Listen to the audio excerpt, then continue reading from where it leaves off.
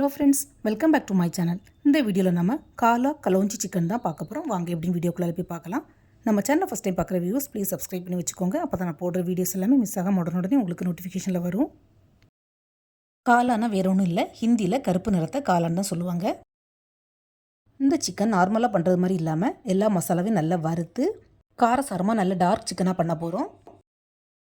இந்த chicken gravy பண்ணுறதுக்கு boneless எதுனாலும் எடுத்துக்கலாம். நான் 2 மிக்ஸ் பண்ணி தான் எடுத்துருக்கிறேன். ஃபஸ்ட்டு இந்த சிக்கனை நல்லா வாஷ் பண்ணி எடுக்கணும். அதாவது 2 to 3 டைம் நார்மல் தண்ணியில் நல்லா வாஷ் பண்ணி எடுத்துக்கிட்டு அதுக்கப்புறமா கொஞ்சமாக மஞ்சள் தூள் போட்டு கூட ஒருக்க வாஷ் பண்ணி எடுத்தால் அதில் உள்ள பேட் ஸ்மெல் எதுவுமே இருக்காது. ஃப்ரெண்ட்ஸ், சிக்கனை பொறுத்தவரையிலையும் வாங்கி ஃப்ரிட்ஜில் வச்சு, அதாவது ஃப்ரீசரில் வச்சு ஸ்டோர் பண்ணி ரொம்ப நாள் வச்சு சாப்பிடாமல் உடனே அப்பப்போ வாங்கி சாப்பிடுங்க. அதுதான் உடம்புக்கு ரொம்பவே ஹெல்த்தி. இப்போ சிக்கனை நல்லா வாஷ் பண்ணி எடுத்தாச்சு. இதில் கொஞ்சமாக மஞ்சள் தூள், கொஞ்சமாக நார்மல் ரெட் சில்லி பவுடர், கொஞ்சமாக காஷ்மீரி சில்லி பவுடர், அப்புறம் கொஞ்சமாக 1 ஸ்பூன் அளவுக்கு லெமன் ஜூஸ், தேவையான அளவு உப்பு, கடைசியாக கொஞ்சமாக தயிர் சேர்த்து இது நல்லா மிக்ஸ் பண்ணி வச்சுக்கலாம். இந்த மேரினேஷன் ஒரு 15 to 20 மினிட்ஸ் அப்படியே ரெஸ்ட்டில் இருக்கணும்.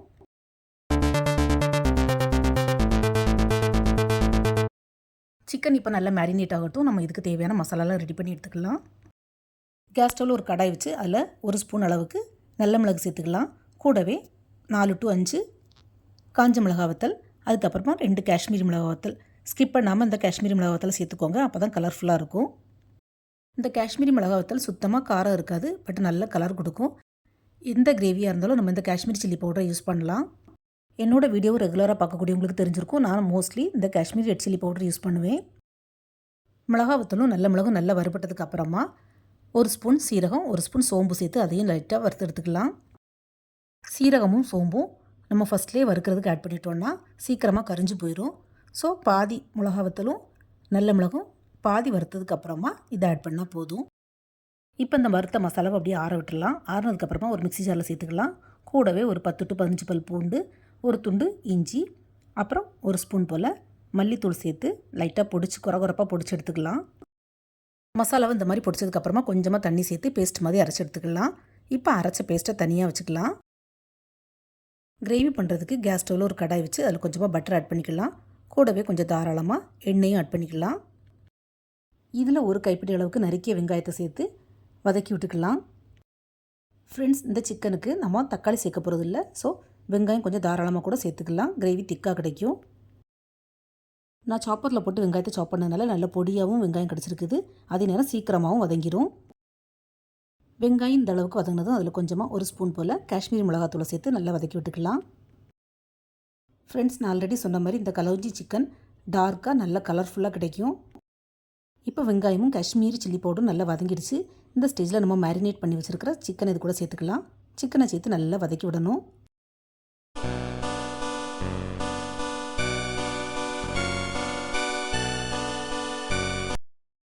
சிக்கன் நல்லா வதங்கி இந்த மாதிரி எண்ணெயும் பட்டரும் பிரிஞ்சு வரும். இந்த ஸ்டேஜில் நம்ம அரைச்சி வச்சுருக்கிற பேஸ்ட்டை சேர்த்துக்கலாம்.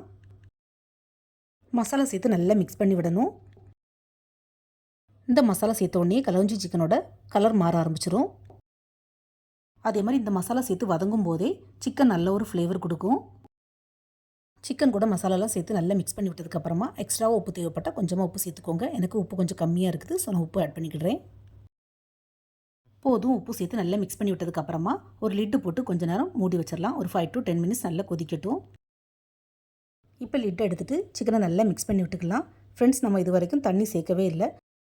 இப்போ மிக்ஸி ஜார் அலசி கொஞ்சமாக ஒரு 1/2 கப்புக்கும் கம்மியாக தண்ணி சேர்த்துக்கலாம். தண்ணி சேர்த்து திரும்பவும் நல்லா மிக்ஸ் பண்ணி விட்டுக்கிட்டு மூடி போட்டு திரும்பவும் மூடி வச்சிடலாம்.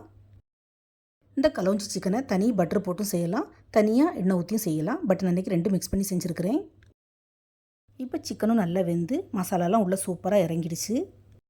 இப்போ இந்த சிக்கனை ஒரு பரட்டி விட்டுட்டு 1 ஸ்பூன் போல் ஜாகரி வெல்லம் ஆட் பண்ணிக்கலாம். வெல்லம் நிறைய சேர்த்துடக்கூடாது, ஜஸ்ட் 1 ஸ்பூன் 1.5 ஸ்பூன் ஆட் பண்ணால் போதும். இந்த காலா கலோஞ்சி சிக்கனுக்கு ஜாகரி தான் ஒரு ஹைலைட்டே. கடைசியாக கொஞ்சமாக மல்லிக்கீரை சேர்த்துட்டு சர்வ் பண்ண வேண்டியதான். இது ரைஸுக்கு மட்டும் இல்லை, சப்பாத்தி, பூரி, நான், பரோட்டா எல்லாத்துக்குமே பெஸ்ட்டு காம்பினேஷனாக இருக்கும். இந்த வீடியோவை பார்த்ததோட விடாமல் நீங்களும் வீட்டில் கண்டிப்பாக இந்த காலா கலோஞ்சி சிக்கனை ட்ரை பண்ணி பாருங்கள். இந்த வீடியோ பிடிச்சிருந்தா SRV கலக்கல்ஸை லைக், ஷேர் அண்ட் சப்ஸ்கிரைப் பண்ணுங்கள். தேங்க்ஸ் ஃபார் வாட்சிங். See you soon in the next video. Bye bye.